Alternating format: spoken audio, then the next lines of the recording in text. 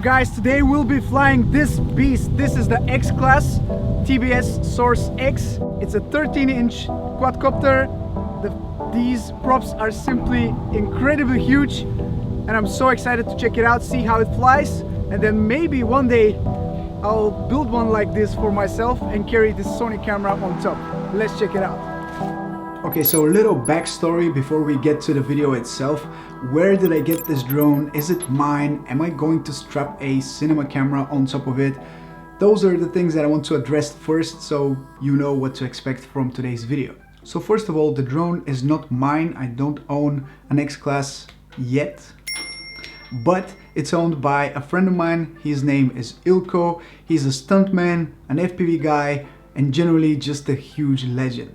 So he was building this drone and he couldn't finish it on time. He had to travel, so he had to do something with the drone. So he shipped it to me and my friend Danny. I've already talked about my friend Danny. He's 14, but he's crazy good in FPV, and we hang out a lot and we spend a lot of time together flying and doing all kinds of FPV stuff together. So he sent it to me and Danny, and he told us, do whatever you want with it, finish the build, check it out, fly with it if you want to record a video with it, and let me know how it flies. So that's exactly what we did. Danny installed a new flight controller on the drone. He made sure that the build is 100% done, that nothing is burning, nothing is damaged, everything is running smoothly, and the only thing left for us was to find a large open space where we can actually see the drone in action for the very first time. So the first thing we did, of course, was a hover test. The hover test is important so you can see how the components are working with each other, if everything is running smoothly, if there are any vibrations, anything that is not working as it should, and then you can really push the drone and start flying as you normally would.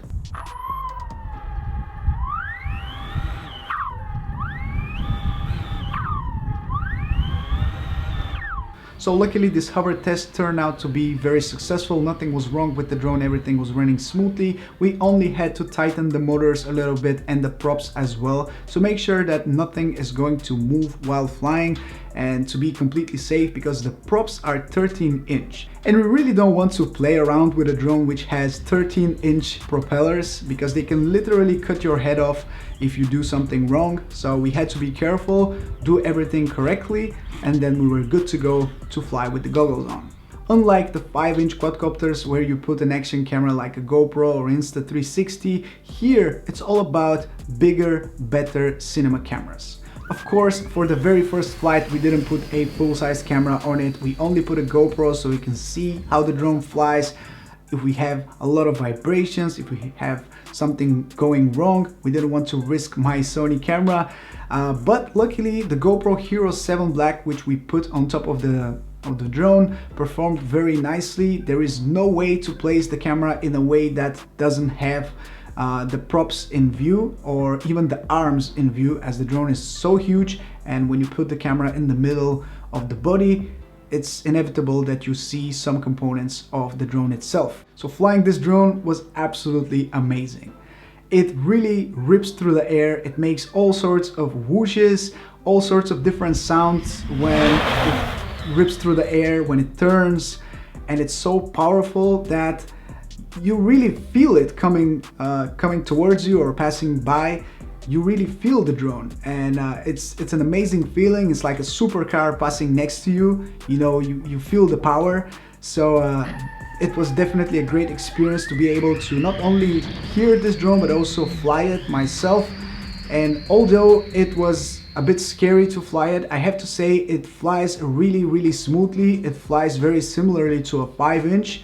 Of course it has a lot more power, it has a lot more punch, but it's a lot heavier as well. It's about 5 kilograms. It really is like an enlarged version of a 5-inch FPV quadcopter.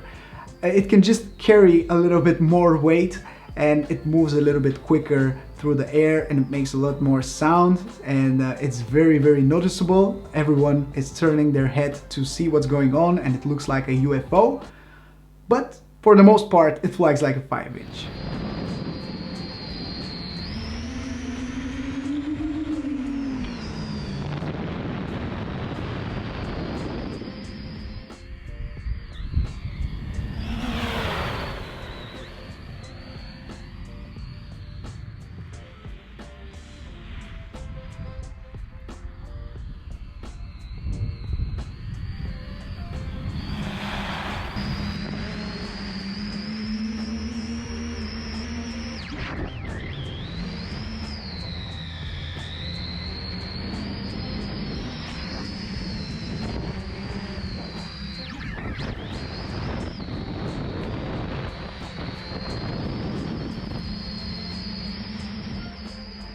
Now let me tell you a little bit more about the components which have been used for this build, as I'm sure many people will be interested to know the price, some components. Roughly the price of this build is very roughly, it's about $1,600 without any camera on top. So like I mentioned, the frame is the TBS Source X.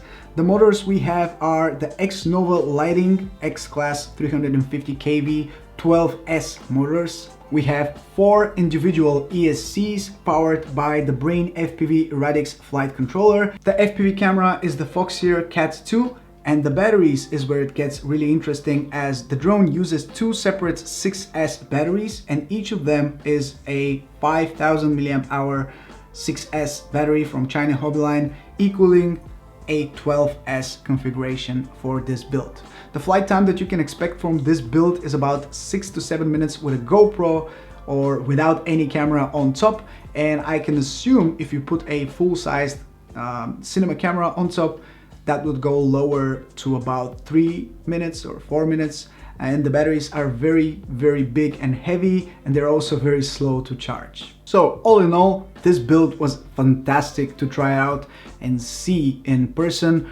It's very scary to be around such a huge beast, but let me tell you, now that I've experienced something like this, I really want to build one for myself, maybe put a DJI Air unit and fly it with my DJI FPV goggles. I think that would be something amazing. Once again, huge shout out to Ilko for letting us finish his build and test it out. And if you want to see how the XCLASS flies with the Sony camera on top, drop a comment below saying we want to see the Sony fly, and we can make it happen. So thank you so much for watching today's video. Don't forget to drop a like if you have enjoyed it. Subscribe if you want to see more videos like this one, and I'll catch you very soon. Bye bye.